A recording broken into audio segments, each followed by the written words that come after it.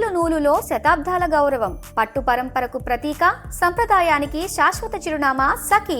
వైష్ణవి పెద్ద అన్న రవితేజ ఉన్నాడు. ఒకసారి వాళ్ళని చూడాలన్నా కూడా నిజంగా ఇంట్లో అసలు కనీసం ఏడ్చి ఏడ్చి మొత్తం నీరంతా ఎండిపోయినట్టు పరిస్థితి.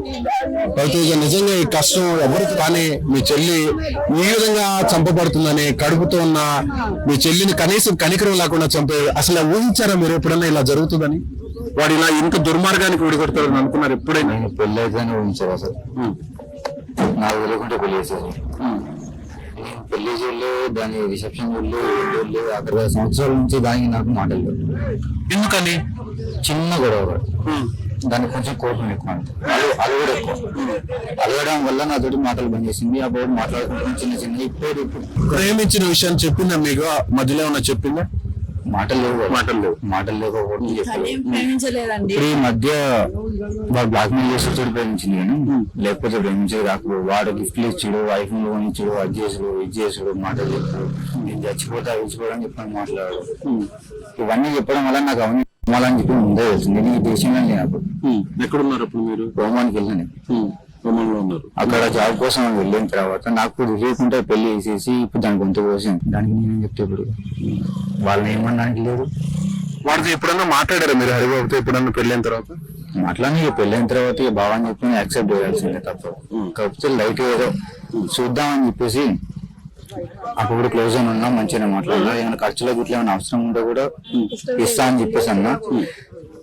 ఇక మరి మొన్న కూడా జాతర వచ్చినప్పుడు బాగా నీకు ఏమన్నా కావాలని చెప్పేసి లాస్ట్ టైం మాట్లాడించలేను సార్. అంతే ఒక శివరాత్రి అప్పటి నుంచి మాట లేదు, ముచ్చట లేదు.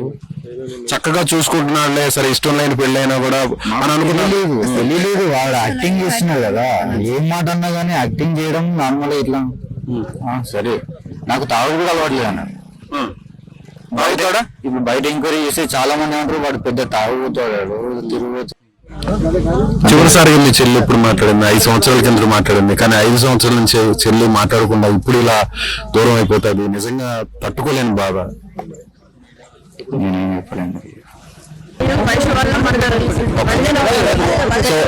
సో వైష్ణవి వాళ్ళ వదిన ఉన్నారు. ఆమె ఆవేదన నిజంగా చాలా అందరినీ ప్రశ్నిస్తుంది. ఒకసారి ఆమెతో మాట్లాడదాం. అందరికీ నమస్కారం. నేను అనేది ఏంటంటే ఈరోజు మా ఆడపడుచుకి జరిగినట్టు చాలా మంది జరిగాయి. ఒక 1 year బ్యాక్ ఇలాగే ప్రెగ్నెంట్ ఉన్న అమ్మాయిని రూమ్ లో ఉరి తీసి గుంజుకొచ్చారు కిందరు. అక్కడ ఏమన్నా హైకోర్టు ఏమన్నా కేసు వేసిందా, ఏమైనా చేసిందా హైకోర్టు? ఏం చేయలే. కొన్ని డేస్ మాత్రమే ఉంటది, 10 days 15 days 1 month అంతే. కానీ చట్టం మాత్రం ఏ మాత్రం పట్టించుకో. ఈ social media waste, high court waste. మీరు ఎలాంటి శిక్ష పడాలనుకుంటారు? మీరు శిక్ష వేయాలి ఇలాంటి వాళ్ళకి.